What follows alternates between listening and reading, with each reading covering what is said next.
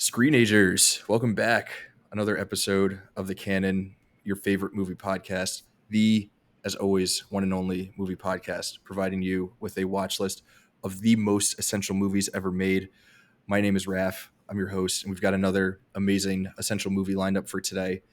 We're going to be talking Superman 78 or Superman the movie, or just Superman, the Superman movie, whatever you want to call it. That's what we're going to be talking about. We were originally supposed to have Mr. Sailor Monsoon on to discuss Superman with us, but he unfortunately couldn't join us. So here to save the day, you know him, you love him. He's here for back-to-back episodes. We can't get rid of him. Jacob Holmes, welcome back. Long time no speak. Yeah, I am back way faster than I expected to be, but I'm always glad to be here to pitch in. I've got I think 3 official episodes on the schedule, and now I have a fourth one this season. Who knows? I'll probably end up in the fifth or sixth one, but it just depends. I'm the fallback guy. Sailor used to But be our go-to reinforcements guy, and I think you're now slotting into that zone. nice.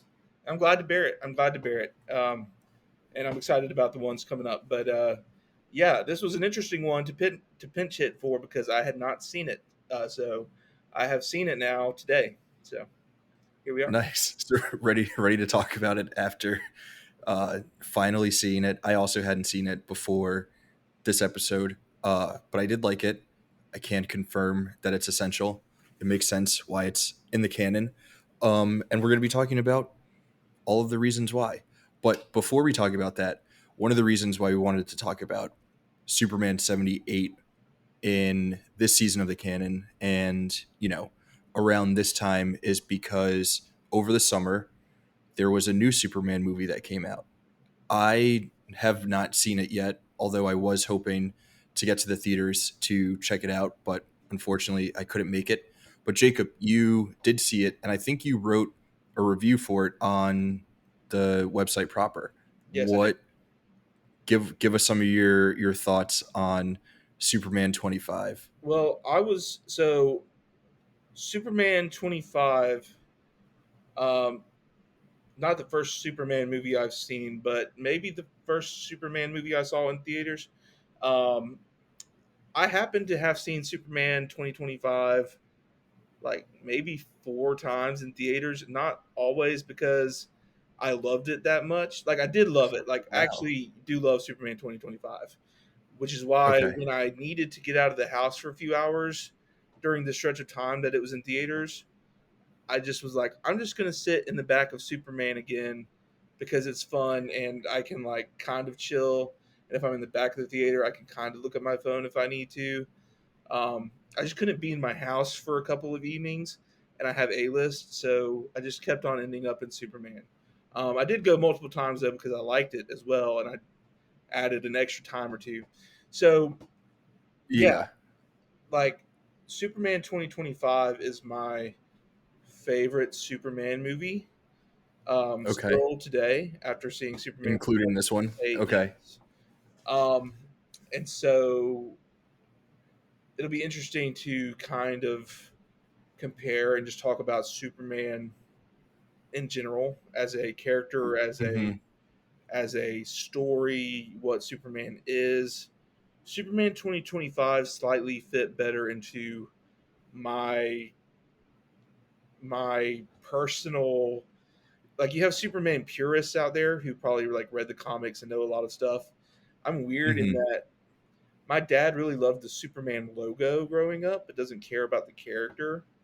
And Okay. It is a great logo. I never saw any of the movies growing up until Man of Steel came out. So my idea of Superman is actually kind of like taken from a little bit of comics, a little bit of pop culture, or some cartoon iterations. Just like, Hmm.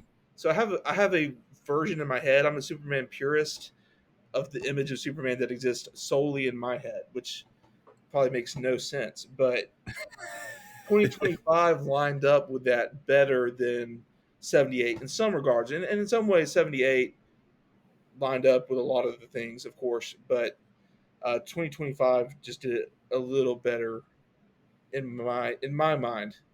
But again, I did just see 78 for the first time today, so that could Yeah, and you've change. seen 2025 four times, so might skew the the thought Yeah, about that a little and bit. But yeah, yeah, there's a lot of things in common so between the two movies as well. So yeah, from what I've read and seen about Superman 2025, it sounds like there's a lot in common, which I think we'll end up talking about.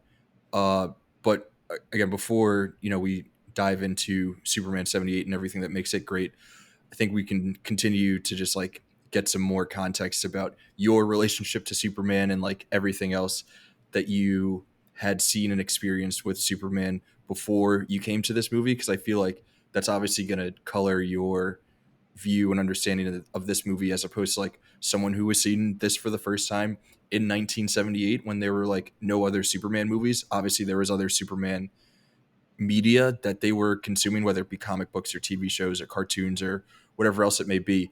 But, you know, you having seen Man of Steel and whatever other Superman movies you've seen are going to, and Superman 2025 is going to change the way that you are reading Superman 78. So you're not like a big Superman guy, is my understanding. You have maybe read some of the comics, but like was Superman like your guy growing up? Or I feel like most people either fall into like Superman or Batman, or were you more of like a Marvel person, or did you like not really care about comic books at all?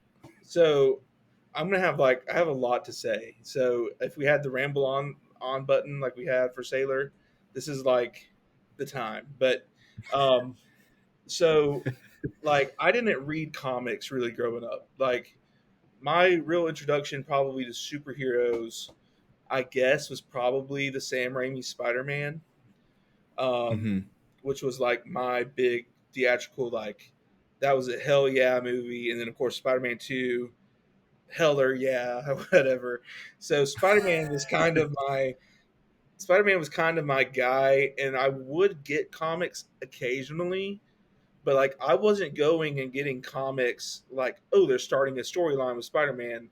I was just going to a Hmm. card shop and pulling a random issue of Spider-Man, probably in the middle of the story. The only one I can really remember also in my mind, I feel like it was an edgier writer of Spider-Man. It was like the Hmm. panels were all very dark, and it was a Green Goblin, like a very twisted Green Goblin story. I seem to remember a lot of like hospital stuff. Anyway, so Spider-Man was really it until the MCU started, um, Hmm. and then Iron Man became a big deal. But the one that my favorite today, the one that I really latched onto was Captain America, which is interesting because in my Oh mind, yeah. Captain America is Marvel's equivalent to Superman. Not in powers, obviously. Like Captain America is like nowhere near the scaling or whatever of Superman. But in terms of like character and like that Boy Scout kind of persona, um, Yeah, absolutely. and I'm predisposed kind of to that anyway because I grew up in a very conservative Christian home. I went to a very small Christian school where I was the chaplain of my Christian school class and like got Mr. VBS, which was like the most best representative. So Nice. I come from this very like Boy Scoutish type background. Um, Yeah. and then the funny thing though is I'm really predisposed as an adult for Superman to be my favorite hero because I am a journalist and not just like a film volunteer journalist, but like an actual big boy journalist as full time. So Superman makes sense, and he's always been on my periphery, but I've never Hmm. had like engaged with a movie that Superman like where everything came together. So it was like Superman. Yeah. I didn't ever have like a material to turn to. Um, so really, it was kind of like, and now Superman he might be second, he might be third, could slip down to fourth. It's Captain America, and then some order of Spider Man, Superman, and probably Iron Man. I think Yeah. Superman is second or third though, because the 2025 movie really came through. in most ways for me. Um, Hmm. the version of a Superman movie I want to see is so boring to the regular person.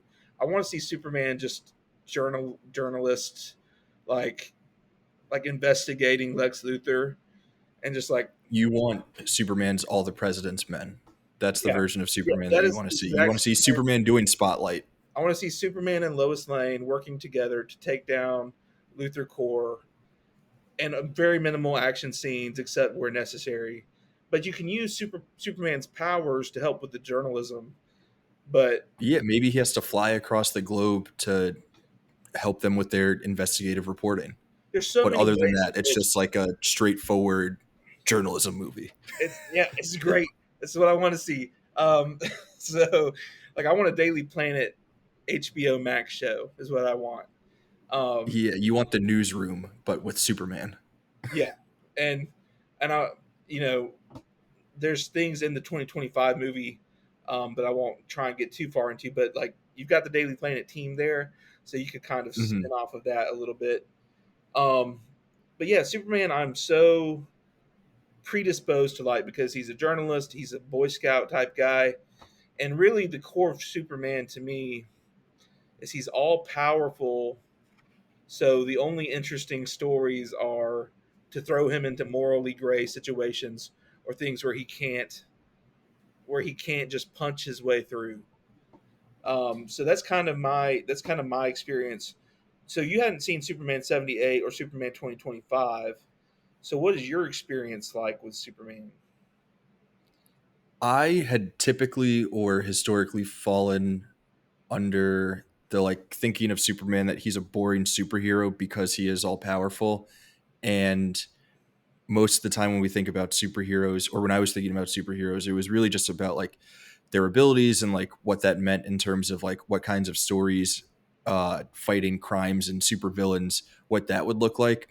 But as I, watched this movie and have again like been able to read up a little bit about Superman 2025 and just thinking about Superman in different ways and realizing that like what makes Superman so interesting is more so what he represents as a character for like us mostly as Americans really, not so much like global humanity, but like really like what he represents in terms of like what it's supposed to mean to be an American and like the most idealized version of that. And I do think that there is a lot of interesting stuff that can be done there. I think there's a lot of interesting stuff that's done there in Superman 78. And again, from what I've read, it sounds like there's a lot of interesting stuff that's done there in Superman 2025. So the only like Superman content that I had seen or Superman media that I had consumed, like I never read Superman comics because I was like, I don't care about this guy. He's gonna beat every villain because he can shoot laser beams and he can fly and he's super strong and he can run super fast and all that. I was like, I don't want to. I'd rather read about Batman beating up people because he's just a dude. But you know, Batman is in many ways not just a dude for a whole host of reasons that we'll discuss in a Batman movie episode of this show. So I prior to this, really I had only ever seen uh I don't even know if I've seen Man of Steel all the way through.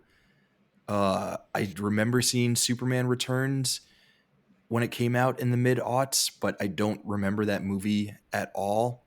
So really the only experience that I've had with Superman is Zack Snyder's Batman vs Superman: Dawn of Justice, the Ultimate Edition, which still hold is like a pretty interesting movie.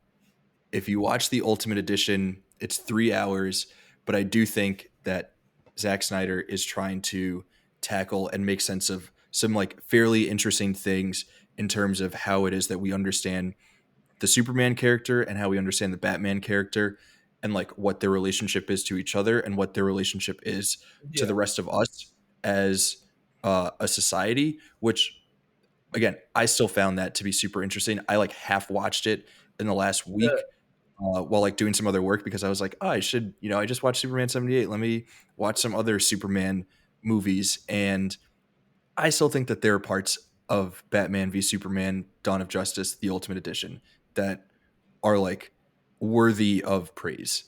There are, yeah. Well, I haven't seen the Ultimate Edition. I've seen the crappier theatrical edition. Just like Hmm. I haven't seen Justice League at all, because at that point I had soured You're not a on it. Snyder Cut But guy.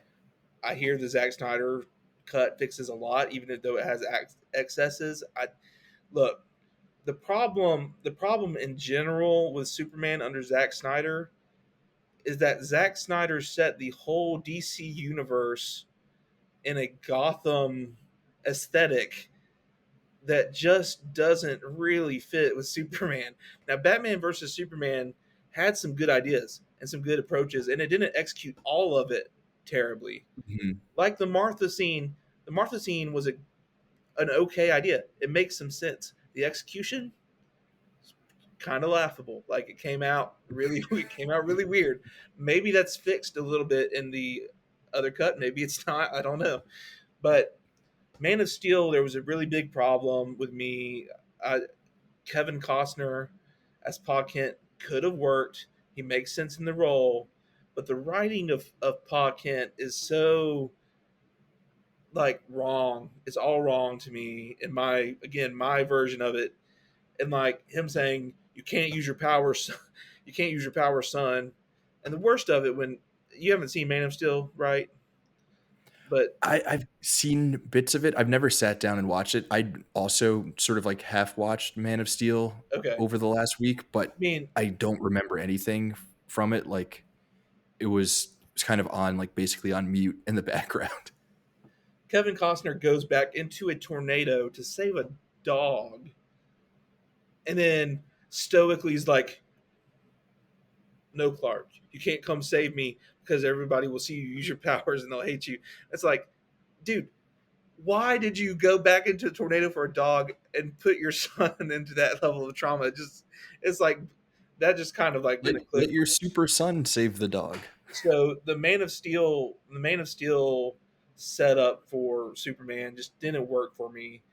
But Henry Cavill was a pretty good. The funny thing is, you've got to have a good person in the role as Superman in order for a Superman movie to work.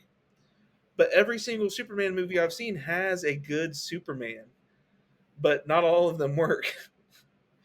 Have you And seen Superman Returns from like '04 okay, or whatever? I will say I haven't seen it recently enough to really comment on it. I did watch it.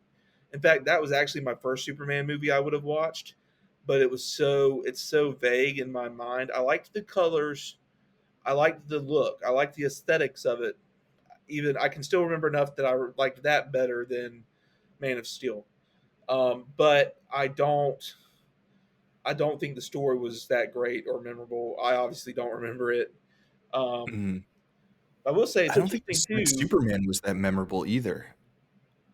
Which one? Or was he okay? I don't think that Brandon the Routh. guy who played, Yeah, yeah. I don't. Yeah, I mean, I thought he was okay. Like, but again, I haven't seen his performance recently enough to judge. But I think he was probably a good Clark. I don't know how good he was as Superman. But obviously, that's something we'll be talking about in with the 1978 version. That is kind of like the inarguable point is that Christopher Reeves is a great Superman. We could get into a conversation about whether he's the best, but most people would say the best Superman. Um, Yeah. I, and I think for me, after watching this, he was the best Superman, and I think it hammered home a lot of what I am coming to understand about Superman as a character. Where like again, before my only experience of it was Superman Returns, which I don't really remember, and then the Henry Cavill Superman, which is when we're talking about what Superman represents, right? He's this idea of hope for the like what resides within all of us as like the best version of us and what we can be as humanity. And I think Zack Snyder's take on the character, and I think this is what makes Batman versus Superman like actually kind of interesting, is that Snyder's take on the character is just like this guy is a god living amongst humans, and like how do we as humans reckon with this god living among us?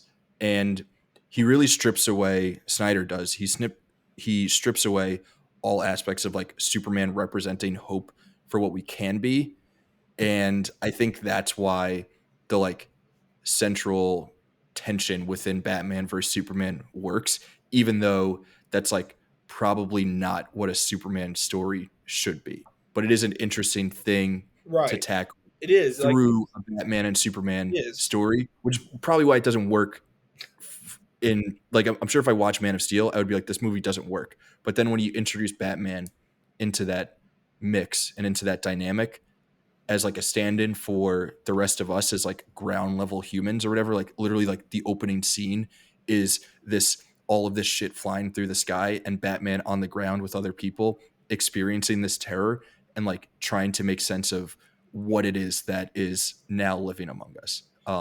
And I have to say, Not to get too deep into Batman versus Superman, but it's been a while since I've seen those.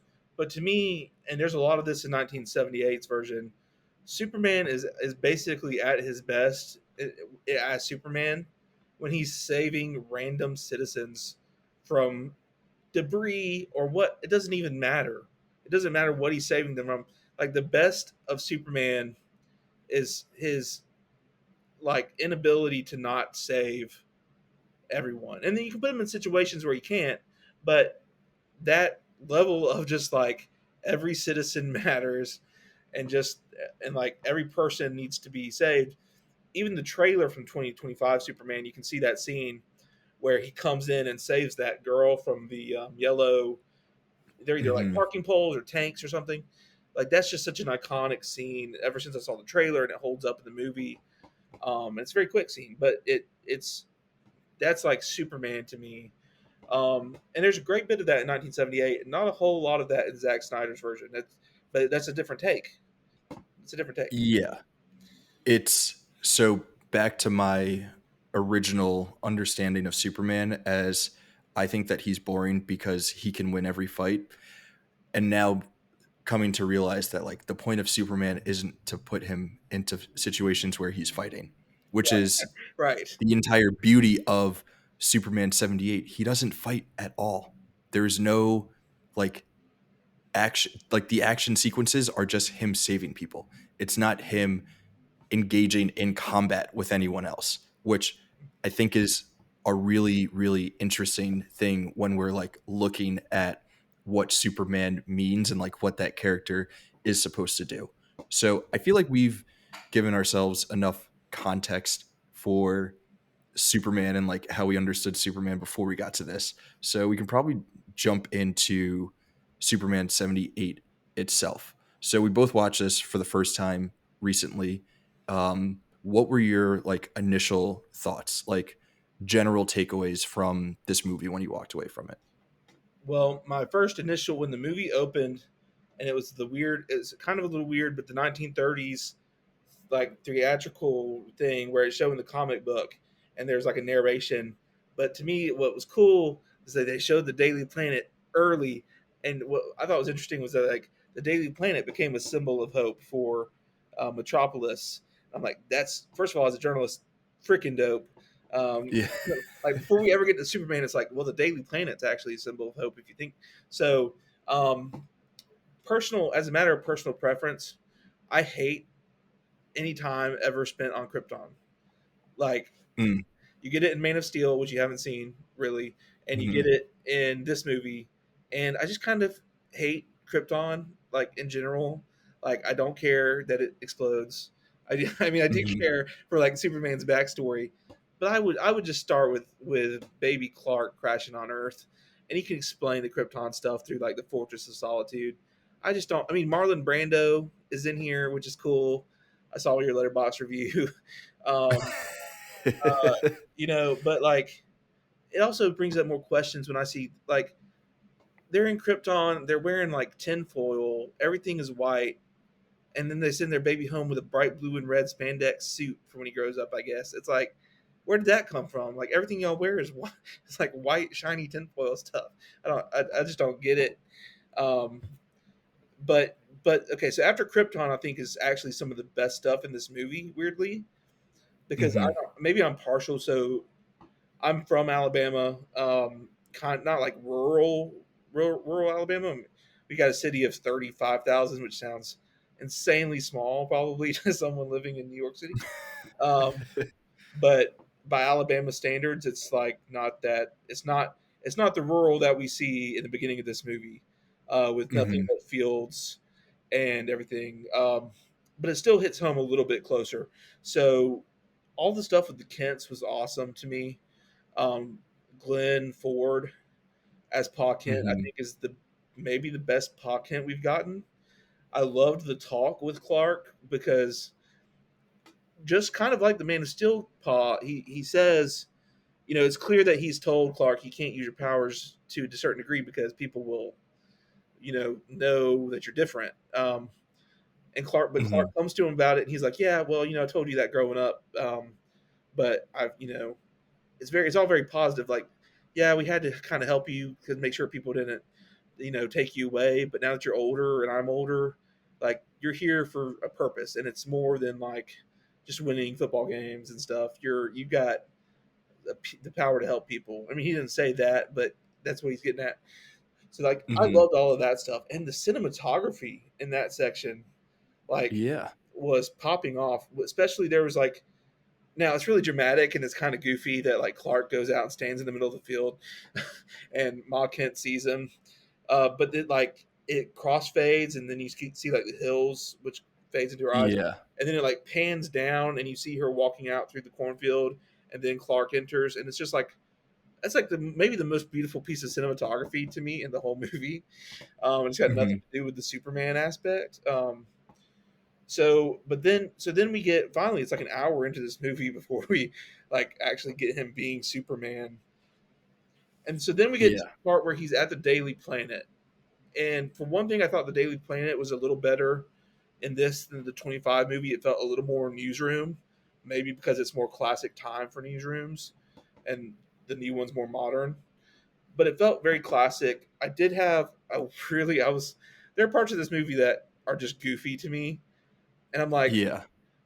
why can Lois not spell? Like it would be It's a good running gag. it would be one thing if she couldn't, like, as an accomplished journalist, if she just like wasn't. I've seen good journalists that can't spell that well because that's not the only part of the job. But it was like, how many T's are in bloodletting? I'm like, seriously. um, she can't spell She can't spell rapist. It's a six-letter Yeah. word. She puts an extra P in There's rapist. I mean, rapist.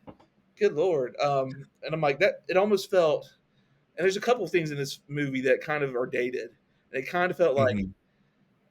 like obviously the editor in chief is meant to be kind of chauvinistic.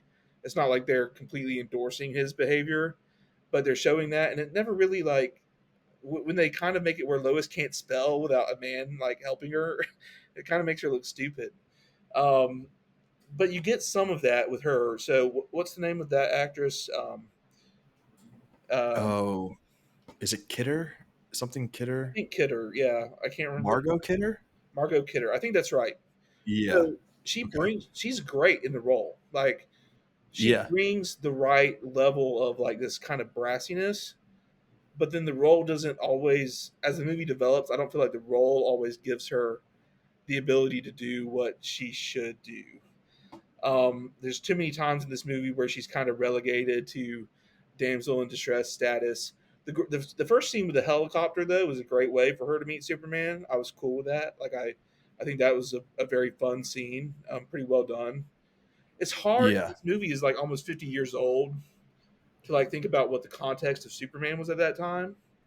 But you know that people were used to the like suit ripping open because Hmm. in the phone booth, because everyone's got the idea of Superman going in the phone booth because he goes and he runs and he looks at a phone booth, but it's not like a full booth. And he kind of looks at Yeah. it. Yeah. He's That like, was a good joke. nah. Yeah. He's like, nah, I can't do it here. So that's kind of funny. Um, but we got to talk a little bit. This is the this is like the Lex Luthor bits of this are some of the most Saturday morning cartoon parts, for better or worse. Like I looked it up just to be sure, and Luthor's two like hench people, Otis and Mrs. Temp House, whatever her name is, I forgot. Yeah. were created just for this movie. And I can't understand for the life of me why Otis why Luther has Otis around, like what, how that arrangement came to be. Like at least with I mean, basically the woman, like Richard Donner was just kind of horny in this movie a couple times, um, Yeah. and just had her in there honestly. Um, and then there was Lex Luthor himself, which bizarrely to me not bald, because again this is where it plays into not knowing how familiar people were with Lex Luthor, but obviously they knew Lex Luthor should be bald because at the Mhm. end of the movie, Gene Hackman takes his wig off, and it's like, aha! But it's like, for There what? he is. Like, for what? He spends most of his time in an underground bunker. Why is he wearing a wig? Is he just embarrassed? It's like it's not I a disguise, you know? I thought it was kind of a funny bit because he wears a few different wigs throughout the story, and there's one point where Otis is like, I think Luther's in the pool and Otis is outside of the pool, and like on the seat in front of him is one of Lex's wigs. So like I think the movie is like playing with our understanding or like audience's understanding of the Lex Luthor character. But so I guess to like take a step back and think about this movie and when it came out, right? This was the first major theatrically released superhero movie that we ever got. Up to this point, it was comic books, obviously, a couple of TV shows and some cartoons, and you had like the 1960s Adam West Batman, which there was a movie version of that, but I'm pretty sure that was uh, a television movie, so it wasn't like a big theatrical release. So this movie coming out in 78 is the first time that we're really like diving into the world of superhero movies. And obviously this is 11 years before Tim Burton's Batman, which was like a huge watershed moment. And then another that that's like another like 10, 12 years before uh oh fuck, who directed X-Men? But before X-Men and Spider-Man came out. So like there was really like no template for how to make these movies. And I think what this movie does really well, especially considering that there was no template, is it takes the material like and the character pretty seriously and uh is approaching it with like a very sincere approaching it with a sincere approach. That doesn't fucking make sense. But you know what I mean. Eh, but also understanding that like comic books are stories for kids, so it still has a like sweet innocent kind of approach to how it's made and presented and put together, and like that's where you get Otis and some of the like goofier things that are played for laughs but still done in a very sincere way. So it is like, okay, this is like an elevated version of comic book material but also still understanding that like this is something for kids. And I think that it walks that line really really really well, again considering that like there was no blueprint or template for anything like this. And then obviously like later Burton's like, oh, I'm going to make Batman, but it's going to be like a dark gritty grounded version of that. Same with the X-Men movie. Bryan Singer, that's the guy. He's like, I'm going to make this like grounded version of X-Men. Super or Spider-Man kind of more so leans into a comic book aesthetic, and then like obviously the boom happens from there. But yeah, this movie I think does a really good job of both taking itself seriously, um, taking itself not too seriously, and like knowing which moments to lean in either of those directions. And for me, I think it hit throughout. Like I thought the opening scene on Krypton was like so weird and so cool, and I thought it like looked awesome, and it's like here's a fun way to drop us into the story. And Yeah, then boom, we're gonna send you to Smallville, Kansas, and we're gonna like really take that seriously in term or like approach that with sincerity in terms of how it is that we are presenting all of the like small townness of Smallville. And then also when we get to Metropolis, everything that's going on there. I will say too, Krypton did like the destruction of Krypton was well done and shot and looked very cool. And there was a lot of cool aesthetic choices in Krypton. Um, Even though that's a particular thing that I just don't like shown really in any Superman movie. You also, again, looking back at this being the first theatrical superhero movie ever, even if people knew about Superman, I think this movie, for better or worse, in many ways, it was trying to pack all of the, now 2025, you can maybe skip some of that. Now we don't Hmm. need to see Batman's parents shot and the pearls fall to the ground anymore. But like in 1978, it's 50 years ago. No one has ever seen Krypton explode on the big screen. No one has ever seen Clark grow up in Smallville on the big screen. So the movie needed to kind of do all of it. And also, they might not have known where they were going to be able to go with like sequels. So it feels Hmm. like they, in some ways, I think because they needed to show here's his little bit of Krypton, and here's some Smallville, and here's some Daily Planet. They unfortunately did force them to kind of condense things a little bit and not like the relationship like Lois and Clark have really good chemistry in this, and Lois is Hmm. Superman, but there's not like a really strong way. There's not enough time to show any actual development of like them talking. It's kind of like Lois is like, this man is hot as hell, um, and really cool, um, and good, obviously, and good. I mean, she talks about that, but I have to say too, I was a little bit taken aback. I didn't expect. Um, she asked she asked Superman what color her underwear is, and Superman is just like, well, I can't see through lead, and like there was no it was a kind of weird moment for me to be like, neither Superman nor Lois was like my version, again, my vision, because this is so, I'm weirdly Hmm. particular about it. My vision would be Lois be like, if you can see through anything, you better not be looking through my dress, you perv. And then like Superman being like, of course not. I would never. Instead, he's like, Yeah. I can't see through lead. Pink. I see him. It's like, Yeah, that was a little odd and felt, you know, more of that time than maybe how we would understand like a Boy Scout Superman to act in our 2025 brains, or like our that version or vision of Superman. Um, I did see some takes that this movie could have just started at like the 45-minute mark when we get to Metropolis, because like a lot of the story ends up happening there, which I both agree with and disagree with. Again, like um it's 1978, and sure, you have to pay him a bunch of money, but if you can get Marlon Brando in your movie to then like bring a bunch of people into like get butts in seats, I understand why you do that, even if he's just in a scene. And and I understand why also, you give him top billing because, like I like, said, from my standpoint, I think the Smallville was some of the best stuff in the movie. So like I would hate to see that cut out.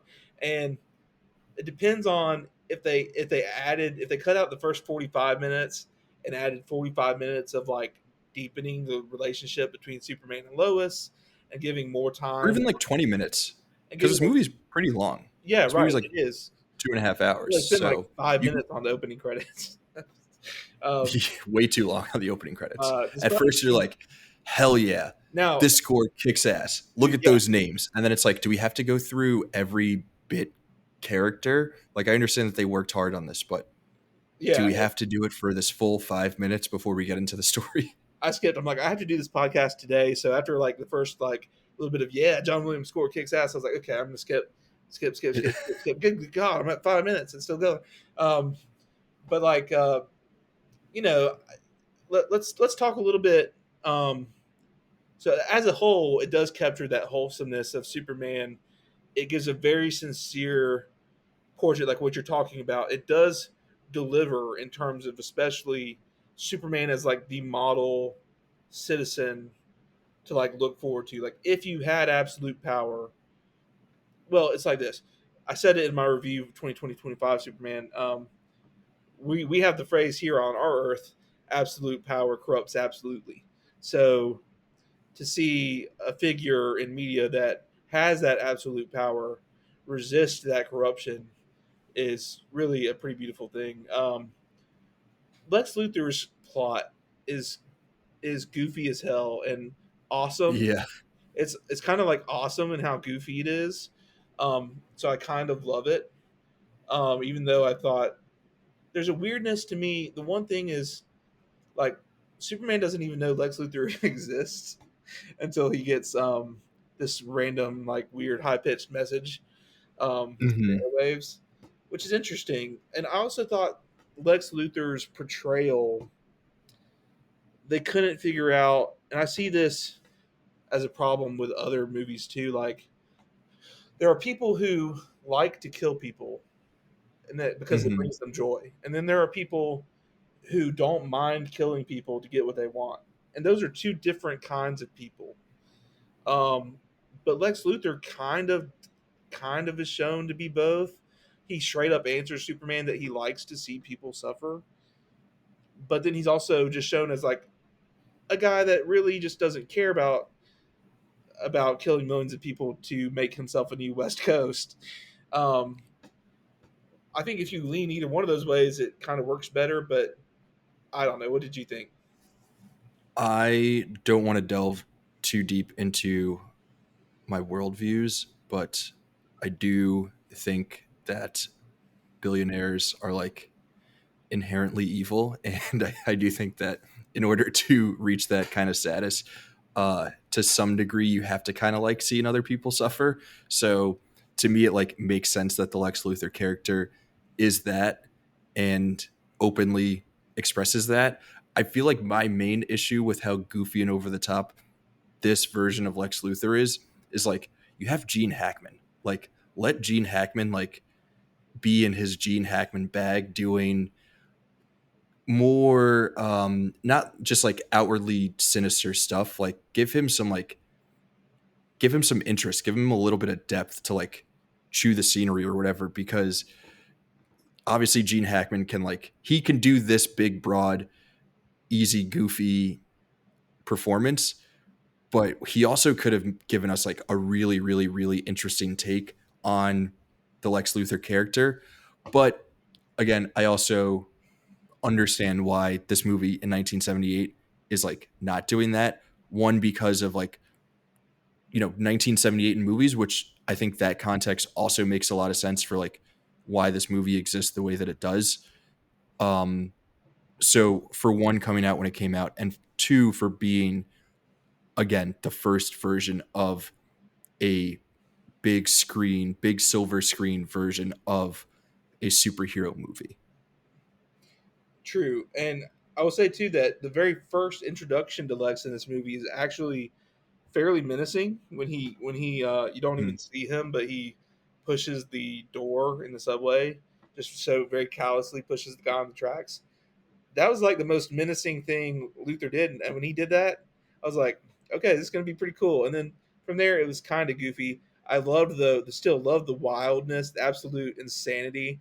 I'm buying up the desert, and then I'm going to blow part of California off the map to make it my own West Coast, which is just hilariously like awesome. It's kind of like the perfect Yeah, cartoony plot. but again, If a billionaire the could do first that, comic. it would This totally is do the first comic book movie, and like that is a very comic booky plot, it. right? It's really We perfect.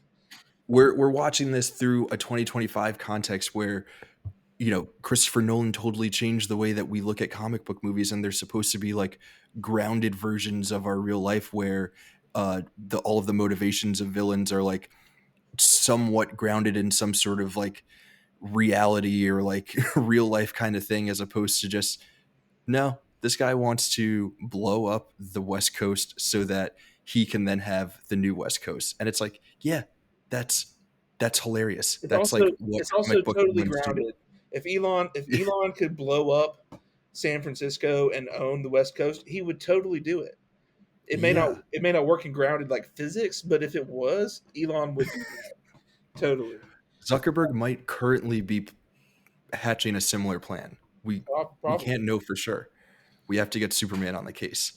So, um, Okay, I don't want to talk yet about, or we could talk a little bit about what I just mentioned in terms of like when this movie came out, which I think is like an interesting like little aside as in terms of why it is that this movie works and like why Warner Brothers decided to release it at this time. So it came out in 78. Um, we're coming out of the whole like new Hollywood movement and we're approaching the like Amblin 80s.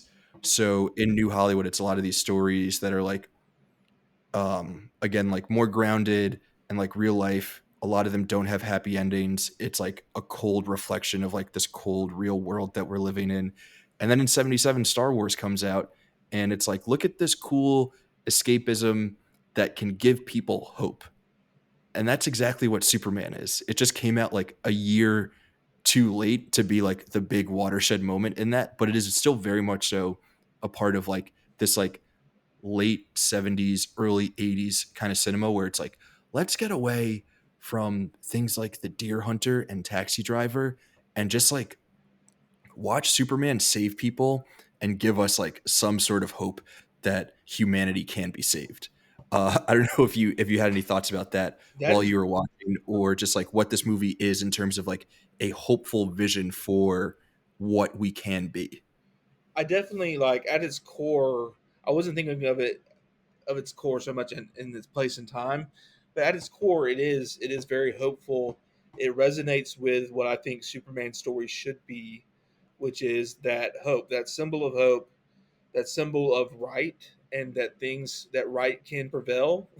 I think people to avoid apathy need that to see Mhm. good prevailing. Um, when you put it that way, it also gives me like is awesome, which is great. Like we need these movies, but then I can also see that that's like kind of like the pendulum shift, right? Like we're in Mhm. like a shift where maybe some people see movies a little too much as only escapism, and like they need to get back to where movies can also delve into real hard things. Because I can't a number of people who are like, I don't really want to see any movies except Jurassic World this year because big dinosaurs on the screen. It's like you can see other movies, you can see other stuff that isn't Yeah. always like this, but undeniably big cinema that gives us hope and gives us these stories where we can see good conquer evil are just a nice it's a nice reprieve, and it must have been very nice at that time after that era. Yeah, things like Taxi Driver that are great movies, super depressing. You know, Yeah. this is a good turn. And Christopher Reeve I is think just that kind of makes sense too for the Superman 2025. I think we're starting to see a little bit more, we'll call it hope core in cinema. Like, from what I understand, the new Fantastic Four movie is also a bit more hopeful in its like outlook on the world. Obviously, Superman 2025, I think James Gunn has like explicitly stated that he wanted something that could like give people hope. And it makes sense.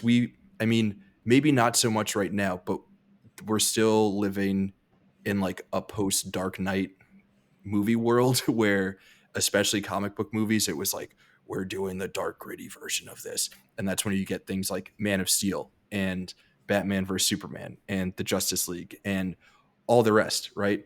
And obviously there are like a lot of things in the real world that feel super shitty in a day to day. I don't know if that's true more so now in 2025 than it was in previous years, but it's maybe felt like that.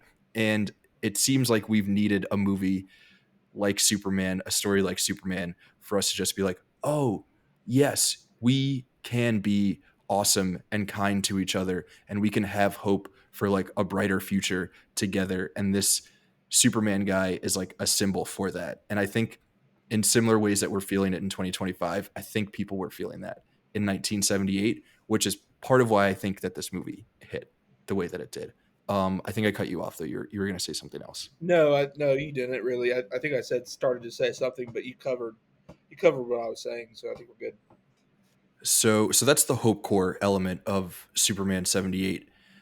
The other thing that we've kind of touched on, and it's kind of a shame that we're waiting this long to talk about, is Christopher Reeve, who is like absolutely incredible. And I think a lot of the reason that this movie works is because of him.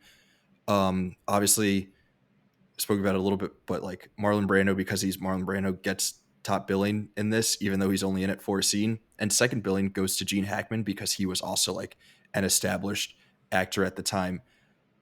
But Reeve is obviously the star, and like he, in my mind, outshines the two of them. And yeah, so like, what did you think of his performance? Is he the definitive Superman in your mind? I would. So it's weird because for most people have lived with this movie for anywhere from like 20 to 50 years, right? So people who saw this movie when it came out are definitely going to say he's a definitive Superman. Hmm. There's some people that like Henry Cavill that are just huge Henry Cavill fans. Maybe they say he's definitive. Um, I think Reeves is as good a Superman as anybody. I do like David Cornsweet in the role in the new movie as much, maybe. So, Hmm. but it's so hard to like. David Cornsweet has been Superman for like 2 months or a month, and Christopher Reeves has been Superman for 50 years over multiple movies. And I mean, this role, I mean, there's no denying that he's at least as good as you can be as Superman, basically. And as Clark Kent, because you see this with like Peter Parker, right? Like, there's Yeah. some people who think Tobey Maguire was a really good Peter Parker and not a great Spider Man. Some people think Andrew Garfield was a great Spider Man, not necessarily Peter Parker. Some people think Tom Holland is like the best of both worlds. Everybody has their opinions, but like, there are two kind of roles to play. Same with Batman and Bruce Wayne. So, Yeah. you know, Reeves does a really good job of the switch and through body language. He's a very believable. Reeve will make you believe that someone A man can can look at. fly. Yeah, well, sure, kind of. The effects are very dated. You have to really suspend your disbelief now, but um, it will make you really believe that someone could look at Clark Kent and Superman and not realize they're the same person with just a pair of glasses and a 100%. hairstyle change because of the body language and the manner and just the disposition change. So, that's like a running joke about Superman, but Reeves shows you that it's like totally legitimate. So like that's a Yeah. big deal. And I would have liked to have seen him have a little more time as Clark Kent in this movie. But we get more of it here than we do in like the new Superman. So that's something that is better in this movie than the 2025 version is we do see a little more Clark Kent. And I haven't seen Superman 2, but I've seen some of the clips. Like there's the clip I think a lot of people have seen where Lois shoots him while he's Clark. And like that looks like really peak Lois and Clark to me. But Hmm. I haven't seen it within the context of the movie. I think it was not even in the original cut. It's in the Donner cut. Superman 2, I guess, was plagued with problems. But um, you know, there are moments in this movie where Lois and Clark are also kind of like that and just kind of perfect iterations. Um, and sometimes the writing fails them a little bit, but Reeves never fails in this movie. He's always perfect. He's always great.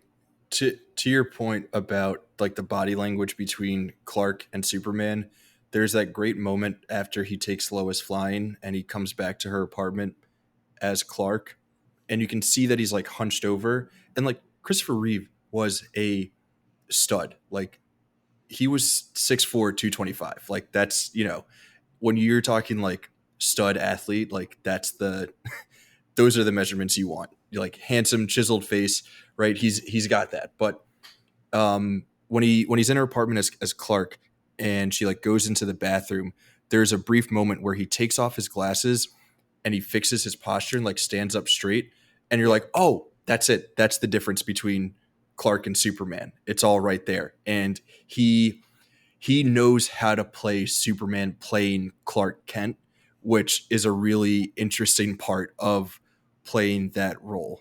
hot take. This is something I wanted to talk about. The movie doesn't get to really get you there, but I think in this version of the movie and maybe the best versions of the movie, I don't know how much he's Superman playing Clark. Like obviously Clark Kent is playing up the clumsiness and stuff to look, but Hmm. in a lot of ways he's playing Superman as much as he's playing Clark Kent, because Clark Kent is his like Kansas good, like very kind boy, like very um here, and then Superman is his I'm big confident here. They're both parts of him, but it's like Yeah. Okay. So you don't buy the Quentin Tarantino reading that Superman is Superman and Clark Kent is the disguise, as opposed to Peter Parker is the identity and Spider-Man is the disguise. You there. think that Superman is both Kal-El and Clark, and they both exist within the same person, and I Clark mean, isn't necessarily a front or a performance that he's putting on. like take this movie for example, and each movie is going to have a different, slightly different world building, slightly different, lore to how he was raised. But in this movie, he's always got the power, but he's raised by very meek, modest people as Clark for like Hmm. 18 whatever years he is when he leaves the farm, and he doesn't even know anything about his Kryptonian heritage until he throws that green crystal into the ice and it makes this big fortress. So like he doesn't even know all of that in his upbringing. So the formative years of his life are like Clark Kent. Like that's who he is. It's Yeah. not a disguise. But now Clark Kent that he portrays at the Daily Planet is a bit of a disguise because he's overselling the clumsiness and the hunched posture and things like that in order to throw people off that he's Superman. Um, kind of, um, kind of has maybe, I don't know if this is where I'm just riffing now, but it seems like it has its origins kind of in like the Scarlet Pimpernel um, kind of idea of you'll never suspect me as this cunning guy. Hmm. But Clark is who he is. He's just putting on a performance of Clark Kent, and then Superman is also who he is. Um, but I don't know if he's really performing as Superman, but he's he's not. Clark Kent is still who he is. That's it's kind of not so cut and dry to say. I think. Yeah. I mean, I can't disagree with what it is that you're saying, right? His formative years were as Clark Kent. I think it's fair to assume that there is as much Clark Kent in this person as there is Superman or Kal-El or whatever it is that we want to call him. Like he is all of these things. And I think when we think about Superman as a symbol, right, it's great for us to remember that he is Clark Kent because like we are all Clark Kent in that we are just normal everyday people, but within us there is this greatness, this version of us that is Superman, where we can uh, save each other in whatever way, shape, or form it is. So like, it's not just that like Superman is this like unattainable version of what we are. Like, no, we are Clark, and that lives within us the same way that it does for this character. So I actually do really appreciate that that reading as opposed to Clark Kent just being uh, something that he puts on. So shove it, Tarantino. We we spoke. For me, Reeve is the definitive version of Superman. Before I don't know why I remember this so distinctly, but before I ever watched this movie, because my parents are boomers, like this was a big movie for them growing up, and the story of Christopher Reeve and like the tragedy of him having that accident and being paralyzed was like for some reason something that my mom like really latched onto, and like I have like vivid memories of her talking to me early on about like, well, it's a big deal because this guy was Superman.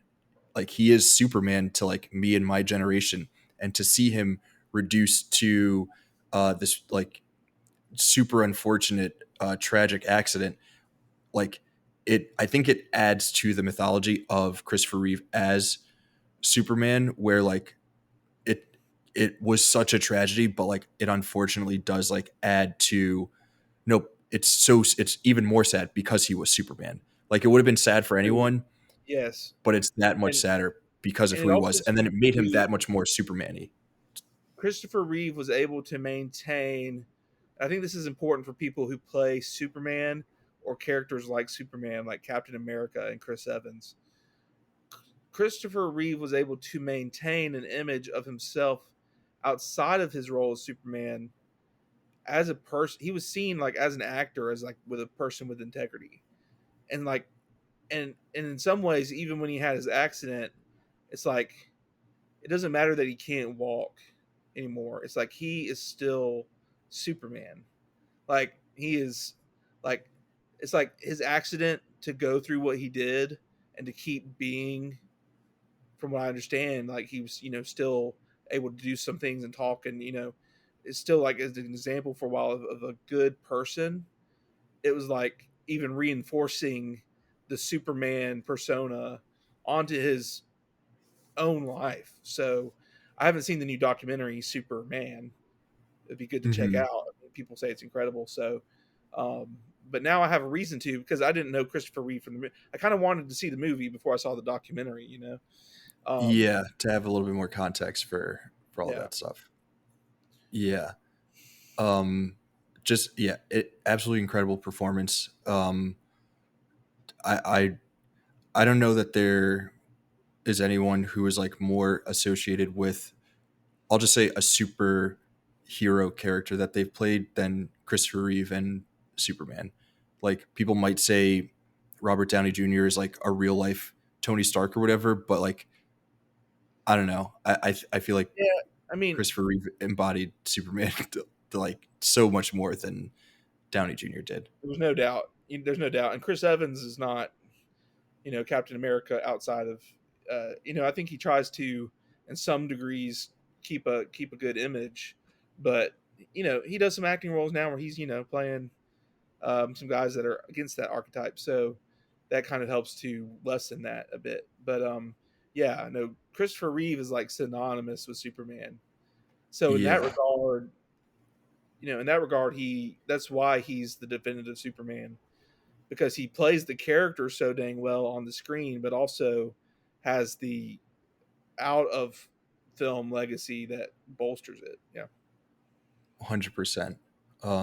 Yeah, RIP to a legend. Before we get out of here, a few other things that we should touch on that we spoke about a little bit, but we'll just give a little bit more shine to. I think you said that you thought this movie looked a little outdated.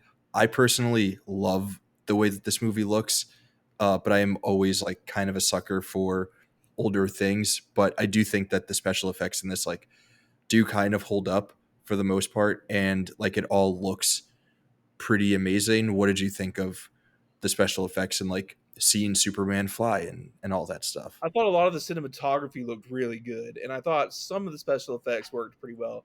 And some of the special effects. Now, this happened when I watched Star Wars for the first time as well. When I watched Star Wars Hmm. second time, the special effects kind of didn't bother me as much.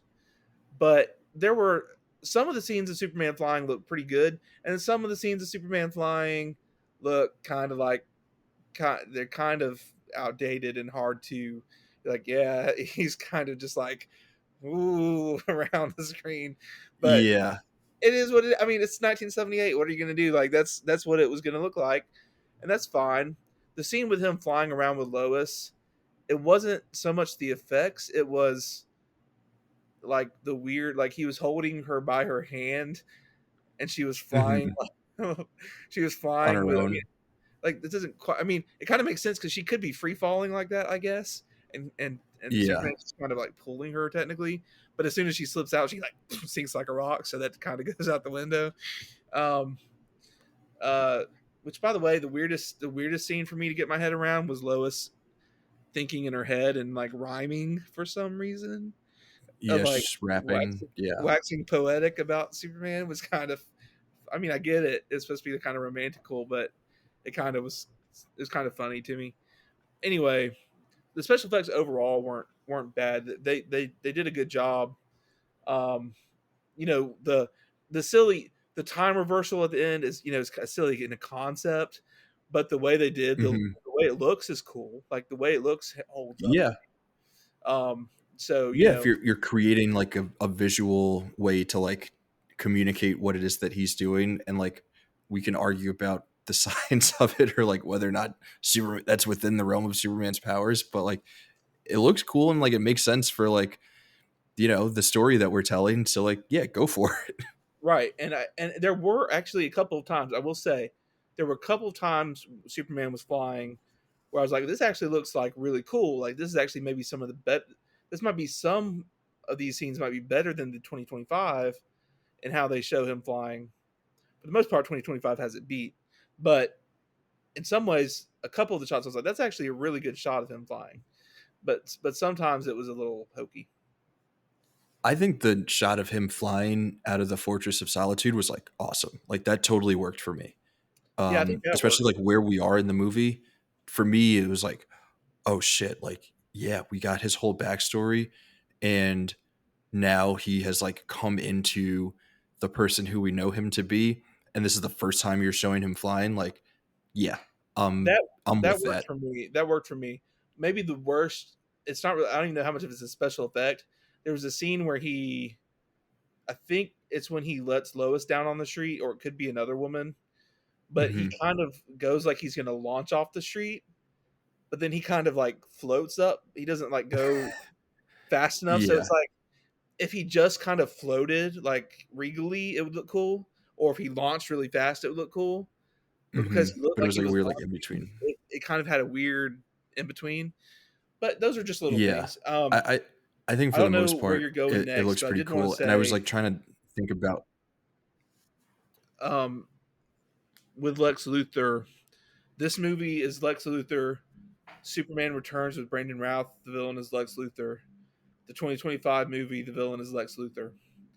Man of Steel and some of these Superman sequels and Batman v Superman, obviously, are different villains. And I just say personally, I only ever want to see Superman face off against Lex Luthor. Period. I do not care. So far I do not care about watching him fight anybody else. Well, yeah, because to circle back to what I was saying at the front end, Superman's not interesting when he's fighting people. Superman is interesting when he's saving people and giving us hope for what we can be as humanity, and having a foil like Lex Luthor is the best way to explore that. It is because Lex So, Luthor cannot compete physically. He can do things that mhm. can try and help him with that, which is fine if you handle it correctly. But it's never a physical thing. It's Lex Luthor can put Superman in dilemmas and situations that challenge him, and that's really where it's at. And we do need to address. I don't know if this was on your plan, but we do need to address real quick the kryptonite. Like kryptonite is iconic. I think it's great. It's like Mhm. synonymous. Like people might use that as much as they use Achilles heel as Mhm. as a phrase for weakness. Kryptonite is cool in theory. I hate it as a plot device. Basically, I still haven't really. I've barely seen it used well. It's used okay in 2025 Superman. Um, it's kind of silly in this movie. Lex Luthor's like this. This rock will probably be radioactive to him. It's just like he's a genius, I guess, but it's kind of like random. And he's Yeah. like, he just names it. It's kryptonite, I guess. It's just kind of funny, and that obviously uses the audience's expectations as well because they know what kryptonite is. Because there's not like Mhm. a long thing. It's like, oh, it's kryptonite. Uh oh, Superman's in trouble. Um, Yeah. I don't I mean, I don't really have strong opinions on it. I get why people, share your thoughts about kryptonite, but just like whatever. It's a Superman movie. It's going to be there. What's the point in even like giving it much more thought than that? Like it's gonna pop up. Lex Luthor is gonna try to use it against Superman. We're all gonna say, oh, Superman's boring because his only weakness is kryptonite, and it's like, okay, then like I don't know, you write something better than well, kryptonite, well, it's like what you and I are saying, though, right? Like Superman's not really interesting when he's fighting, and that kind of extends to kryptonite to a degree because kryptonite becomes like this magic bullet where once you have the kryptonite, Superman's just leveled down to nothing. And so none of that really. Yeah. It's like you got to have. dilemmas and like philosophical situations and like morally gray situations where Superman, who's a very black and white character, has to figure Like out, Lois dying. like Lois dying. And you haven't seen 2025, but you've seen the trailer probably. The interview Hmm. between Lois and Superman in the new movie is like the perfect Superman scene to me, where he's gone and he's done something like black and white heroic, but there's so many Hmm. morally gray areas of, yeah, well, you flew into airspace of a person who's an ally of the U.S. and destroyed their tanks and did it, and he's like, I saved people's lives. Why are you? But she's like, but this is questions you have to ask yourself. This is not that simple. Um, but then Superman, I mean, kind of, towing the line and being like, sometimes it is this simple, but you have to at least grapple. That's where Superman is like, hell yes, like Yeah. like But again, I we think need to in start this to get out of one, our own heads about how complicated everything is and see the simple good, you know. yeah, I think That's this one is supposed to be more just like simple good, right? Just like seeing Superman be a force of good, which is again something that movie audiences probably needed and were looking for in 1978, and like maybe didn't want the moral gray area because they were getting that in Taxi Driver and The yeah, Deer yeah. No, Hunter and Superman everything should else that was. not. Superman, to be clear, should not be morally gray. That's just an But even interesting way for him to like deal with, not in the Zack Snyder way, but like for Superman to like be to show people the black and white good through the gray, like and be like, no, we can have yeah, there's like this light, like and like kind of free us from this fog of gray. yeah. I'm just saying I don't think that people needed a story like that when this when Superman 78 came out. I think this movie like served its purpose in terms of just giving people something to be like hopeful for and hopeful about and like able to see good in the world, where they Yeah, maybe weren't seeing it in a lot of movies that they were seeing before. Um, we always save it for the end, it seems like, but the score, John Williams cooking here, maybe one of his best scores. Not as like instantly recognizable as some of his other greats, but pretty damn banging, especially when you're watching those opening sequences. And like the opening credits, as annoying as it was for me to watch during this go around, I was again trying to put myself into like, okay, it's 1978 and I'm going to the movies to see a Superman movie. Like those 5 minutes must have been so amazing for those people. hearing that, yeah, hearing that score for the first time for the first 5 minutes was probably like, I mean, that's awesome because we've Yeah. heard it ad nauseum for like 50 years, so we're used to it enough where it's still awesome, but like we've heard it enough. But for them, it was like, what is this? This is absolutely ripping. So yeah, I mean, it's an what can you even say? John Williams just makes legendary scores. The fact that this may or may not be in his top 5 scores of all time is just because he has every score is a great score. What are you gonna do? Yeah. And it's So in the new movie. It's officially now become synonymous with Superman because it had not crossed over franchises until 2025, but now it is like part and parcel with the character because it's transcended versions. amazing. Yeah, the score, it's hard to say anything else about it. The score It's makes you just feel hopeful, and Superman yeah. makes you feel hopeful. So, like, even when this movie isn't living up to its better parts, the score is always there to be like absolutely fire. So it doesn't matter. Yeah. It's like you're always feeling it. Yeah. No, 1,000%. Um, well, that's all that I had about Superman. Was there anything else that you wanted to bring up about Superman 78? Uh, I think we covered everything, and that's from someone who watched the last 20 minutes like an hour before we filmed. So I had everything fresh in my memory, and I think we talked about it pretty well. Hell yeah. Oh, I do see I have here that Metropolis was kind of a stand-in for like the scary cities that you're seeing in the movies of like New Hollywood, like the like scary New York City of Taxi Driver. This movie is giving us like, hey, no, cities can be like pretty cool and hopeful and stuff if we have someone like Superman. So Yeah, I which guess is another that's problem in like Man of Steel, Batman. Zack Snyder's cities are dark and grungy versus this one is very bright and hopeful. Yeah, yeah, it's cool. It makes it like seem cool to live in a city. Um, okay, this is actually the last thing. I fell in love with this movie about 30 to 35 minutes in because when they're in what is essentially Grand Central Station in Metropolis, like that train station or whatever that they're following Otis through, there is an overhead for a train boarding to New Rochelle, which is where I grew up, and another train that is stopping at Syracuse, where I went to college. So I was like, this is perfect. This is the Superman movie for me. that's very nice. A, And also, one more a thing I very didn't easy way to say, get me bought in. it's really funny to me that like obviously because Superman is so powerful, they try and do all these crazy villains. But like I like when Superman drops a boat full of villains in the in the alley in front of the police department or whatever. Like you don't he doesn't really need to it doesn't need to be a challenge for him. It's just fun.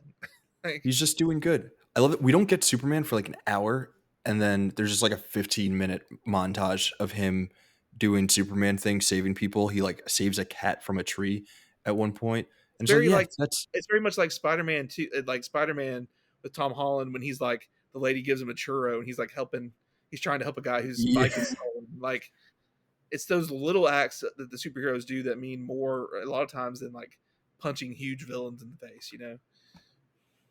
yeah, like being it's way better than seeing them in combat. Like seeing Superman save people again. I think that's the point.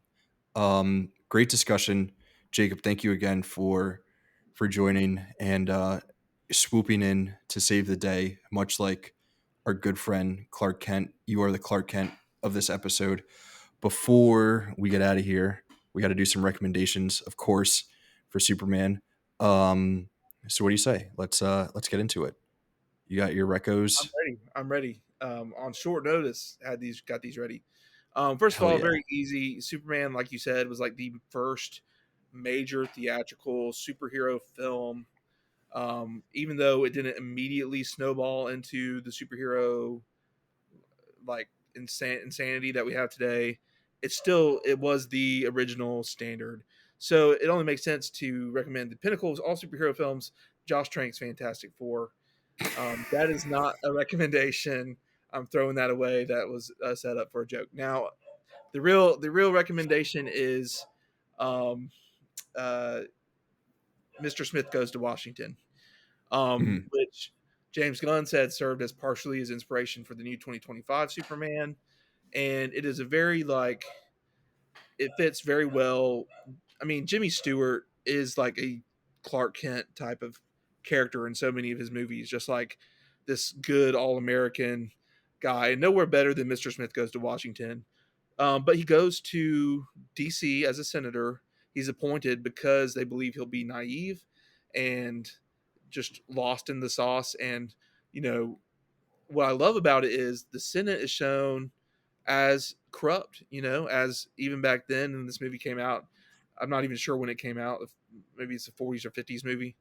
Um, but, you know, the Senate was corrupt then, just as it is anytime in history. Um, but it's a celebration of what the aspirational citizen can be. You know, he goes in there naive about the corruption. He sees it. He's appalled by it, but he learns the rules of the game and commits to this filibuster and inspires people with his commitment, even though it costs him. I mean, to the point where he collapses in the Senate chamber from standing without stopping with this filibuster. And so, to me, that is like the same spirit of Superman. And again, it's got nothing to do with powers and action. It's got to do with someone who's fundamentally good up against Mhm. forces that are not in line with that and persevering. So Nice. I love it. I haven't seen it, but I need to check it out. It might be in the canon, but I don't know. Either way, great shout. My first recommendation is not going to it's going to be a bit sillier, we'll say. So, mentioned Gene Hackman doing Gene Hackman things, but maybe not being allowed to be as peak Gene Hackman as he should be. I started going through a good amount of Gene Hackman movies after he passed away, and one that I absolutely adored because I am a huge Tony Scott guy, Crimson Tide. I also recently saw the new Spike Lee movie, Highest to Lowest, that features Denzel. So great Denzel and Crimson Tide. Also works for you, Alabama, Roll Tide. So it's working on a couple different levels, even though it's ultimately kind of a silly recommendation, but a great movie. I need to check it out because I know it's got obviously nothing to do with Alabama football, but I've always seen Crimson Tide, and I'm like, you kind of got to watch that at some point, right? Um, Yeah. awesome.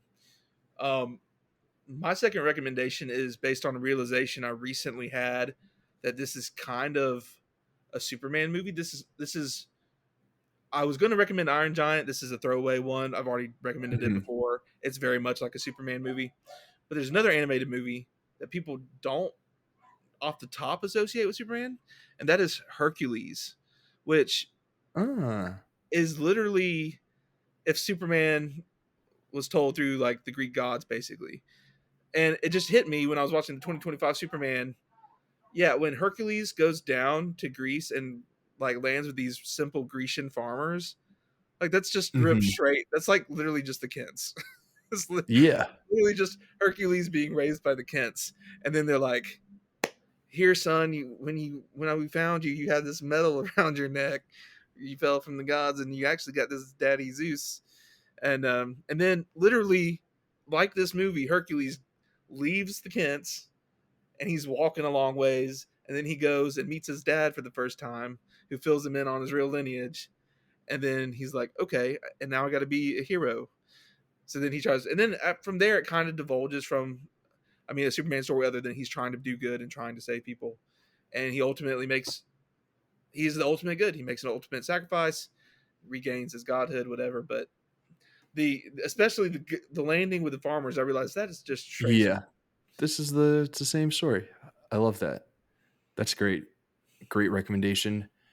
I am also going to recommend a movie. I was when you first said this movie is also a Superman story, I was scared that you were going to say the same thing. I haven't seen it in a while, so I need to rewatch it to like actually pick up on how it is a Superman story. But Paul Thomas Anderson has said time and time again that Punch Drunk Love is his version of a Superman story.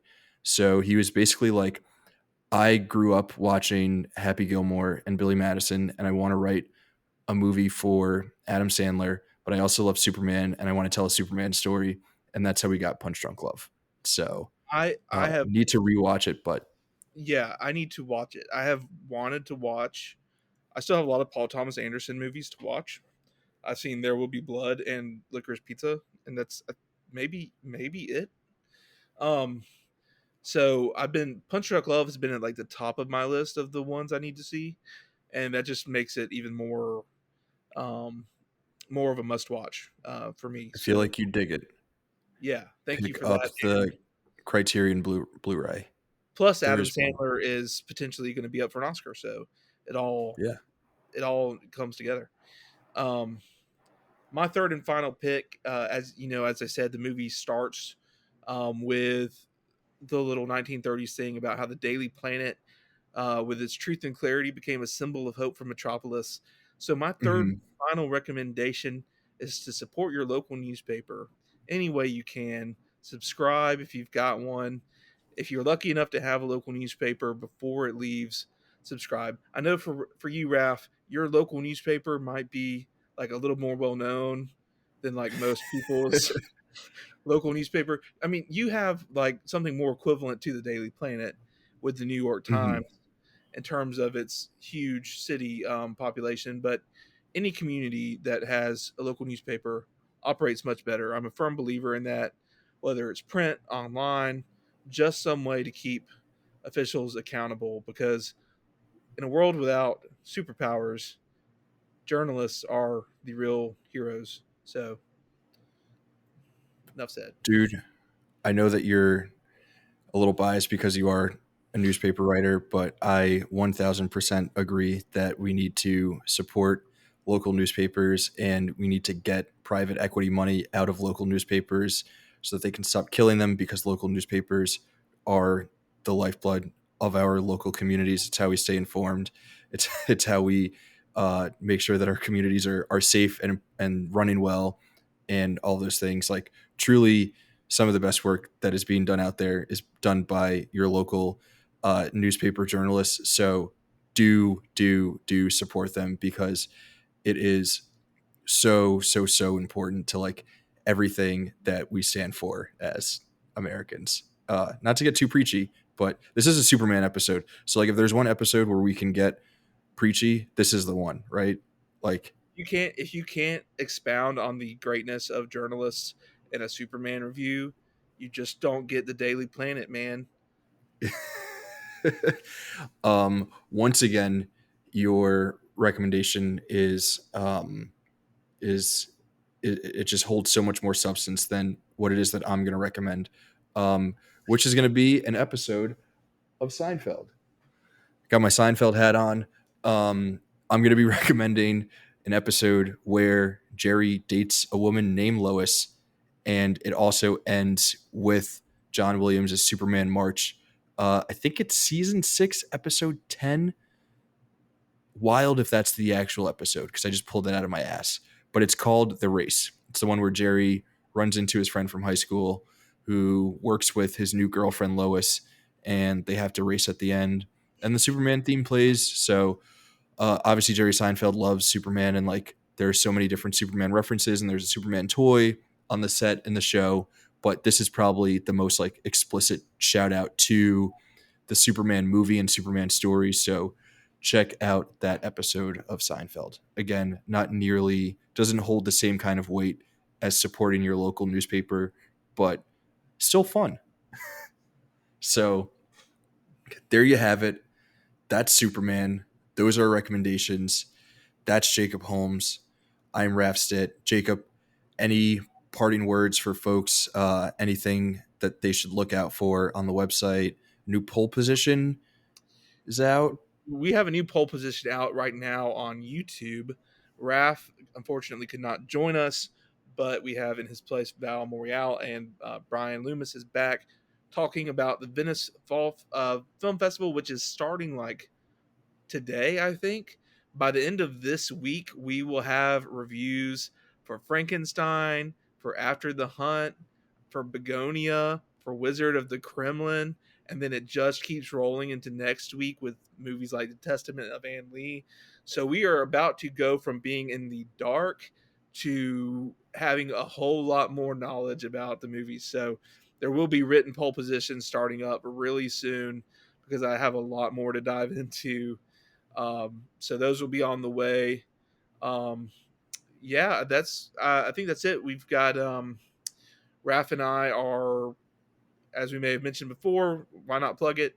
We've started our own non-Screen Age Wasteland podcast called Movies in Black and White that just discusses some things about race and movies. So me and Raf are podcasting together all the time now. So whether it's pole position, Canon, or that, check it out if you're interested in that kind of thing. Again, not related, not connected to Screen Age Wasteland, but a side deal between me and Raf. But yeah, we're gonna film another one of those this week. We got one that just released today. You released that, Raf, today? Yesterday, when this or earlier this week when this episode is out. Yes, right. Yeah, good stuff. Yeah, check out Pole Position.